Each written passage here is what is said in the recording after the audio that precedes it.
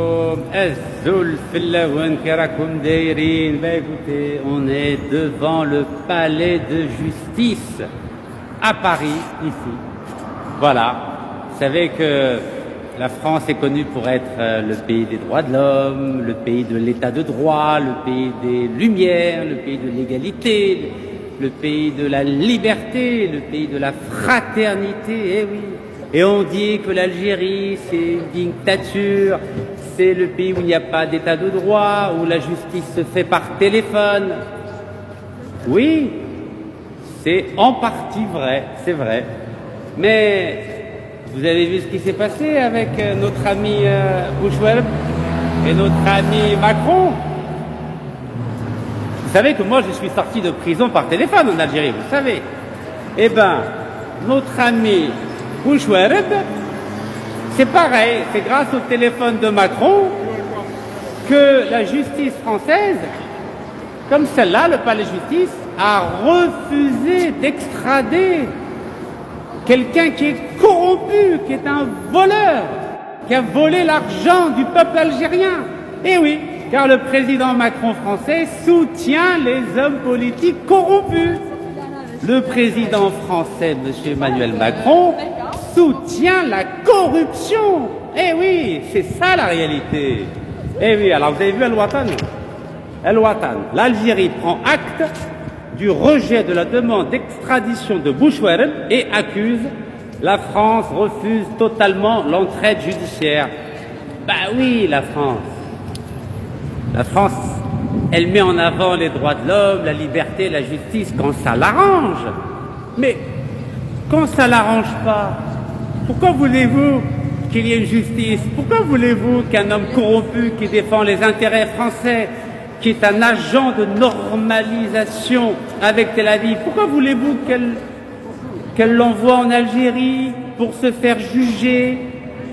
Ben non, voyons, la France, quand il s'agit d'hommes politiques algériens qui défendent les intérêts des entreprises françaises comme Alstom, comme BNP, comme Lafarge, comme Total, pourquoi voulez-vous qu'elle l'envoie en Algérie? Mais non, voyons. La France a des agents infiltrés au plus haut niveau de l'État algérien. Eh oui, Bouchoueb, 2 fois ministre de l'Industrie. Allah Ibarak, 1996, 1997, et ensuite, allez, on recommence 2014, 2017, donc la première fois c'était sous le président Zaroua, la deuxième fois sous le président Bouteflika. Masha'Allah, c'est-à-dire quel que soit le président, la France a des relais, a des hommes qui défendent ses intérêts.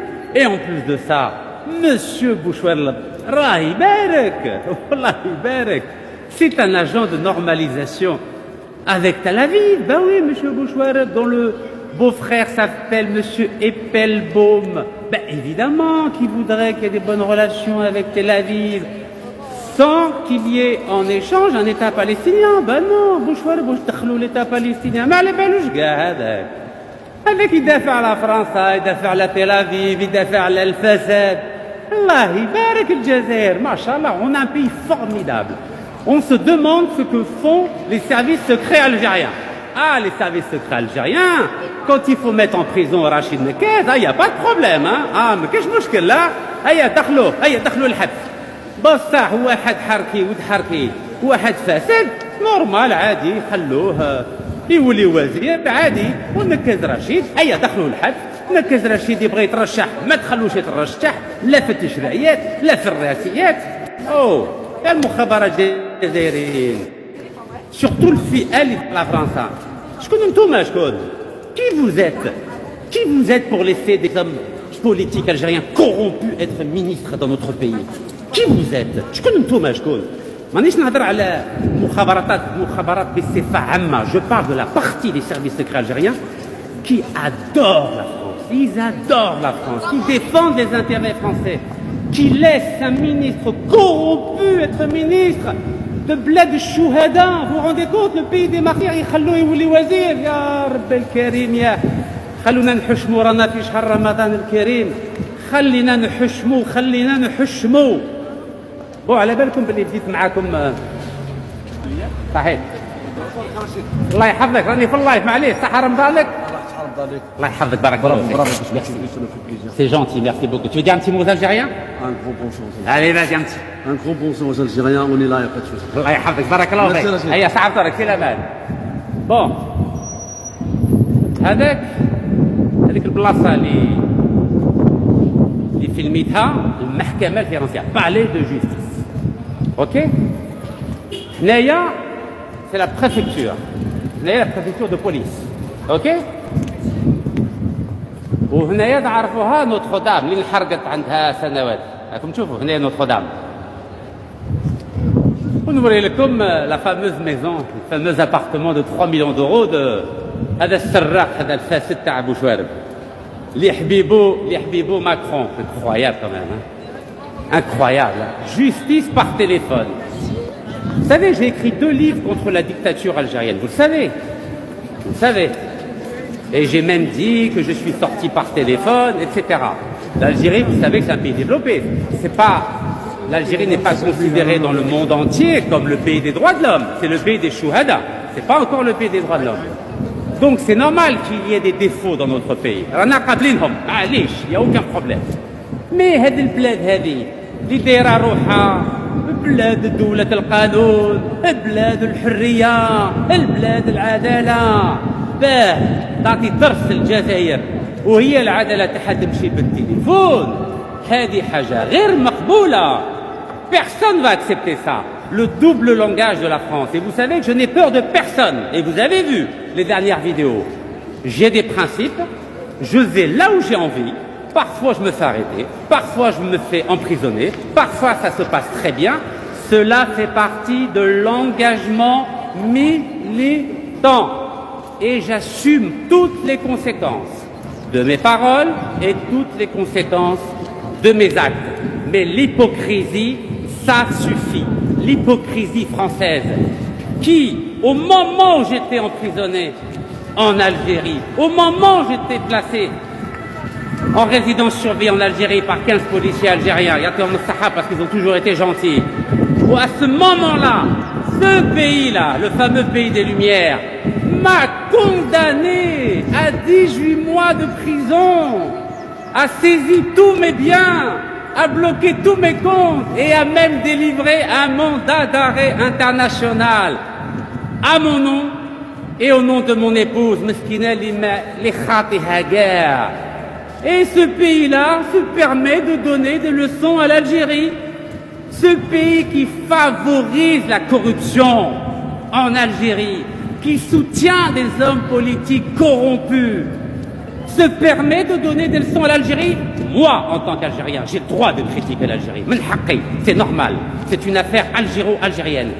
Mais je n'accepte pas qu'un étranger, encore moins un Français, puisse vouloir donner des leçons de démocratie, d'état de droit, de justice ou de liberté au peuple algérien. Ça, je ne l'accepte pas. مشكل بيناتنا ما كاش اشكال اللي داه واحد براني اللي تعب في الفساد في الجزائر هذه حاجه غير مقبوله. C'est inacceptable. Donc je reviens au fameux appartement de M. Bouchouareb, soutenu par les hommes politiques français qui soutiennent la corruption. Mais c'est magnifique. Mais c'est magnifique cette France. Cette France donneuse de leçons. Ben voilà, je suis devant l'appartement de Bouchouareb. Voilà. 3 millions d'euros. Voilà, tout ça là. Double façade. C'est pas magnifique? Et c'est ici qu'en 2016, il y a eu 200 policiers français. 200 policiers français qui ont protégé l'appartement de Bouchouareb parce que nous avions manifesté ici. Nous avions manifesté ici devant le 21 quai Montebello. 200 policiers français sont venus protéger Bouchouareb. Et c'est qui avait envoyé les policiers? Ben c'est M. Macron. Ben oui, M. Macron. Regardez. Voilà, M. Macron, c'est lui. Le président français avant, il était ministre de l'économie. Voilà, c'était ici. Regardez, le 21. Voilà le 21, l'appartement de M. Bouchouareb, protégé par la police française. Et je remercie les militants algériens qui étaient venus pour nous soutenir. Et ils ont été fouillés. Par qui? Par les policiers de M. Macron. Et oui, bah oui, il fallait bien qu'il défende son ami M. Bouchouareb. Bah oui, évidemment. Ben oui, il défend les intérêts français, il veut normaliser les relations avec Tel Aviv. Ben évidemment qu'il faut le protéger. Et M. Macron, il passe un appel au parquet. Vous savez que le parquet, c'est-à-dire l'avocat général, dépend du ministère de la Justice française, dépend de M. Darmanin, vous le savez. M. Darmanin, il dépend de qui? Il dépend du président, M. Macron. Allez, ils leur ont dit, vous refusez l'extradition en Algérie du corrompu algérien M. Bouchouer. C'est pas beau ça? La justice par téléphone. Et oui, la France fonctionne avec une justice par téléphone. En Algérie, c'est normal. L'Algérie n'est pas le pays des Lumières, l'Algérie n'est pas le pays des droits de l'homme, l'Algérie n'est pas le pays de l'état de droit, comme cela est proclamé dans le monde entier. Donc, c'est normal qu'on ait des petits défauts. Mais quand on laisse ce pays qui s'appelle la France nous donner des leçons, ça, c'est inacceptable. Alors, bismillah. Un petit rappel de ce qui a été reproché à l'Algérie dans sa demande d'extradition. On y va. Bon, là, je vous ai montré l'article d'Al-Watan. Donc, je remercie Al-Watan pour les nombreux articles qu'ils ont écrits depuis 2013, bien sûr. Allez, bismillah. Donc, Al-Watan, l'Algérie prend acte du rejet de la demande d'extradition de Bouchouareb et accuse la France, refuse totalement l'entraide judiciaire. Oui, mais ça serait bien que l'Algérie nous dise quelles sont les conditions qu'elle a garanties à la justice française afin que ce monsieur soit jugé et emprisonné de façon décente et humanitaire. Parce que vous savez que l'Angleterre avait accepté d'extrader notre frère, c'est Abdelmomen Khalifa. Il n'y a pas eu de problème parce que l'Algérie avait donné des garanties. Et les garanties, c'était quoi? Je vous l'ai dit parce que j'ai lu la convention entre l'Algérie et l'Angleterre. C'était qu'il soit seul dans une cellule ou au maximum avec une autre personne et qu'il soit incarcéré dans une prison au maximum 250 km autour d'Alger, c'est-à-dire Béjaïa, Borouaguia, donc Mdia, Chlef et Alger. C'était les 4 prisons autorisées. Donc je suppose que si l'Algérie avait fait pareil, normalement, Bouchouareb aurait dû être extradé. En tout cas, je demande à la justice algérienne de publier, de communiquer les garanties qu'ils ont apportées afin de permettre l'extradition. Donc, Hadi Hajaloula. Maintenant, regardez CNews. CNews, le titre de CNews. Bismillah. Qui est Abdeslam Bouchouareb, 5 fois condamné à 20 ans de prison par l'Algérie et dont la France refuse l'extradition. Donc, il rappelle qu'il était ancien ministre de l'Industrie et des Mines de 2014 à 2017. Il est âgé de 72 ans et ils disent que la France, écoutez-moi bien, c'est écrit noir sur blanc. Ici, vous pouvez lire. Regardez ce qu'ils disent. Il est écrit que la justice française a refusé d'extrader Abdeslam Bouchouareb, âgé de 72 ans, en conséquence d'une gravité exceptionnelle et de l'état de santé et l'âge de l'intéressé. Alors commençons par l'âge. Depuis quand l'âge d'une personne empêche la justice de l'incarcérer? J'ai été à la prison française de Fresnes.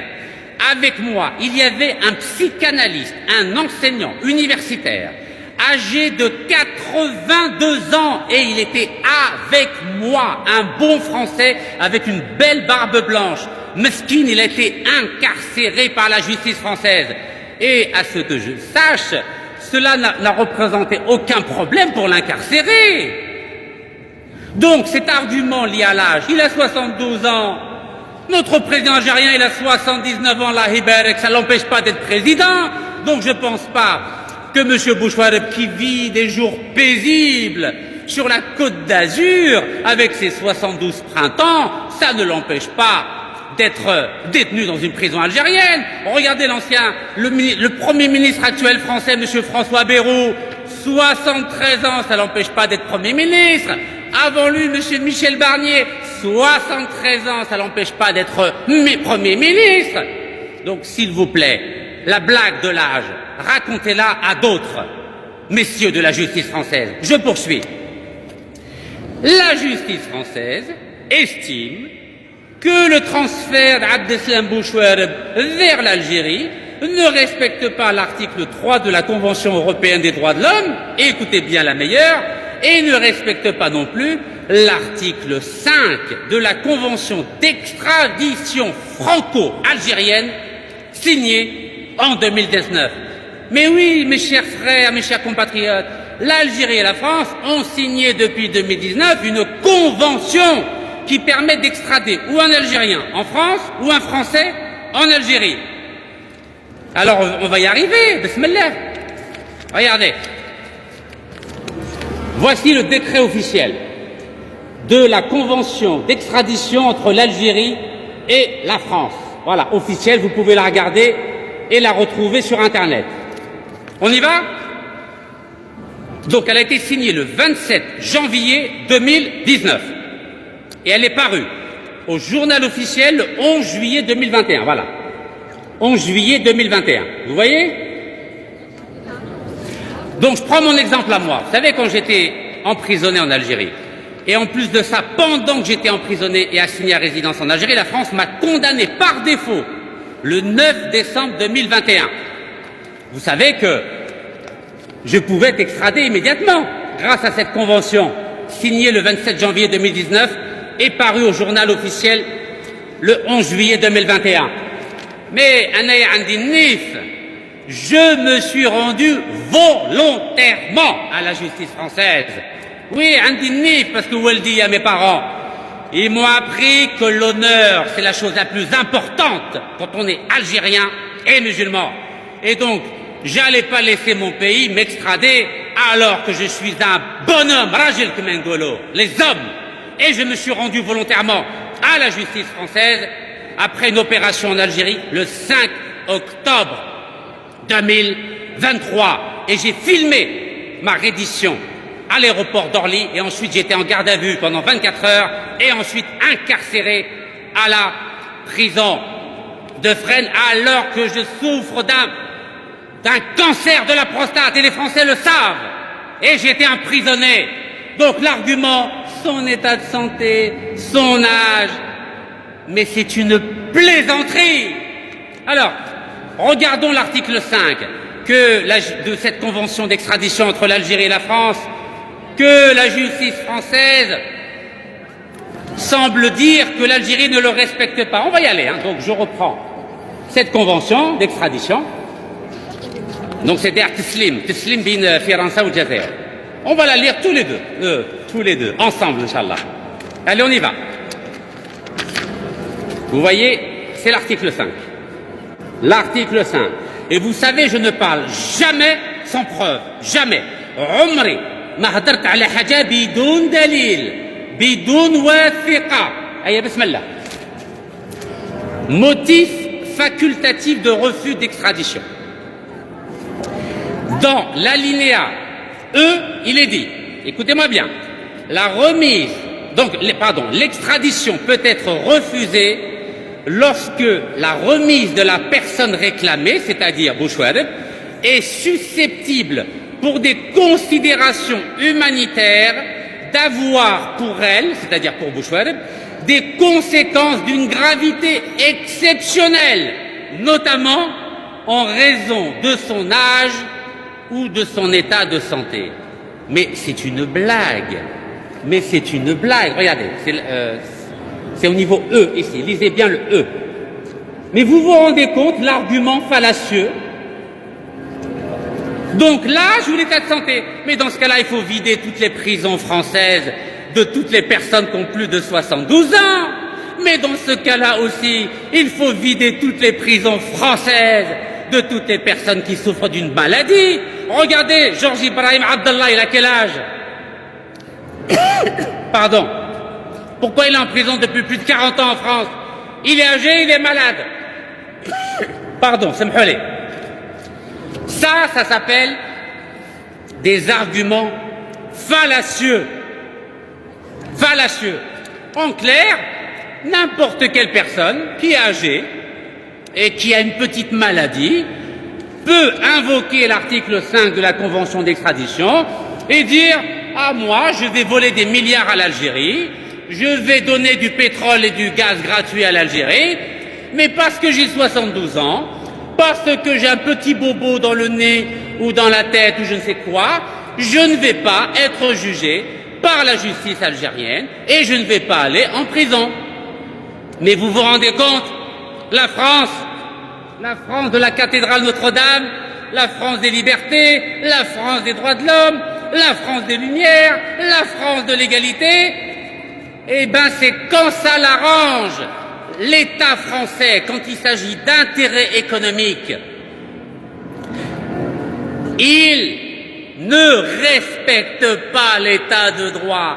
L'État français ne respecte ni l'État de droit, ni la justice, ni les conventions internationales, ni l'eau. La République respecte l'État de droit, la liberté, l'égalité, les fraternités, mais l'État français ne respecte que ses intérêts et ses amis. Alors, regardez cette belle photo, Bouchouareb les mains dans les poches, avec Macron qui boit ses paroles et qui lui fait un bon rapport pour dire oui, ne t'inquiète pas Emmanuel, je défends bien les intérêts de la France en Algérie, ne t'inquiète pas Emmanuel. Eh oui, alors vous savez, article de Al-Watan, 19 janvier 2025, Bouchouareb et Macron, une complicité qui tourne mal, le mirage de la prospérité partagée, regardez, le mirage de la prospérité partagée, extraordinaire, hein? Alors, de quoi parlent nos amis d'Al-Watan? Ils disent quoi?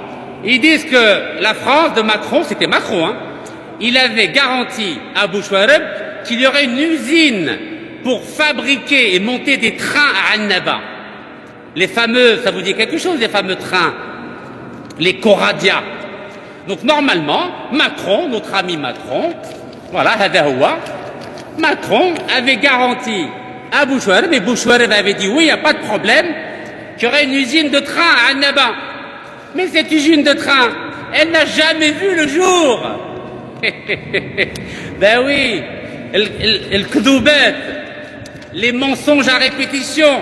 Eh oui, donc normalement Alstom devait être à Annaba et fabriquer autour de 90 trains. Parce que l'Algérie avait un programme ferroviaire d'ici 2030 pour qu'il y ait des trains modernes, ultramodernes, qui roulent à hauteur de 160 km, alors que, vous savez, les rails de notre pays, maximum, on peut aller 90, 100 grand maximum, parce que sinon le train il bouge. Et vous savez que j'ai fait plusieurs vidéos dans les trains algériens, sur un Coradia justement. Les rails n'étaient pas encore adaptés, parce que nous, qu'est-ce qu'on fait? Ben on achète avant de faire les infrastructures. À cause de qui? À cause de Bouchouareb. Eh oui. Et bien finalement, Bouchouareb, il a acheté 17 trains Coradia en 2015 au Gardou le garage. Ben oui. Donc on a dépensé de l'argent et il n'y a jamais eu d'usine Alstom à Annaba pour fabriquer les trains à destination de l'Algérie. C'est ce qu'on appelle de l'escroquerie, de la corruption. C'est pas moi qui le dis, hein. C'est Al-Watan, c'est un journal algérien, donc c'est pas le New York Times. C'est notre pays. Vous savez, je cite plusieurs sources.